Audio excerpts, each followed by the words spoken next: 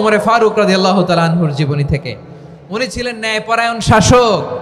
রাত্রিবেলা প্রজাদের কি হাল হাকিকত, কি অবস্থা, ঘুরে ঘুরে প্যাট্রোলিং করতেন পুলিশের মতো।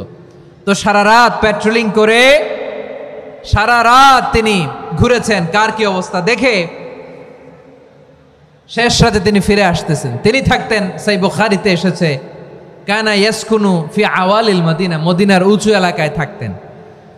তো ফিরে আসার সময় উনি একটা প্রাচীর বেষ্টিত ঘরের পাশে দুইজন নারীর কথোপকথন শুনতে পেলেন। কয়জন নারীর? দেখি আপনাদের মনোযোগ আছে কিনা, বলেন কয়জন নারীর? একজন বৃদ্ধা, একজন যুবতী।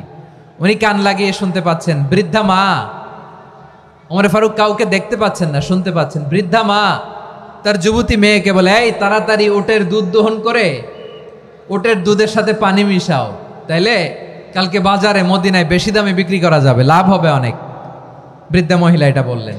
যুবতী মেয়ে উত্তরে বলে, মা আপনি জানেন না আমিরুল মুমিনিন খলিফাতুল মুসলিমিন ওমরে ফারুক দুধে পানি মিশানোকে দণ্ডনীয় অপরাধ বলে ঘোষণা দিয়েছে, জানেন না?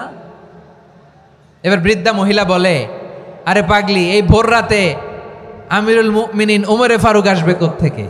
উনি আসবে কোত্থেকে? ওনার পাইক পেয়াদা সিকিউরিটি আসবে কোত্থেকে? কেউ দেখবে না। আরে কেউ দেখবে না, তাড়াতাড়ি দুধের সাথে পানি মেশাও। এই কথা যখন মা বলেছে, যুবতী মেয়েটা চমৎকার একটা উত্তর দিয়েছে। তিনি বলেছিলেন, ইয়া উম্মি, ও আমার মা, লাউলা রাআ উমর লা রাআ রব্বু উমর। ও আমার প্রিয়তমা মা, আপনি ঠিকই বলেছেন, গভীর রাতে ওটের দুধে পানি মিশালে ওমর দেখবে না, কিন্তু মা খেয়াল রাখবেন, ওমর যদি নাও দেখে, ওমরের রব কিন্তু দেখে। চিল্লায় বলেন ঠিক কিনা? দিস ইজ কল্ড তাকওয়া। লাউলা রাআ উমরু লা রাআ রব্বু উমর। ওমর দেখে না, কিন্তু ওমরের রব দেখে। চিল্লায় বলেন ঠিক কিনা?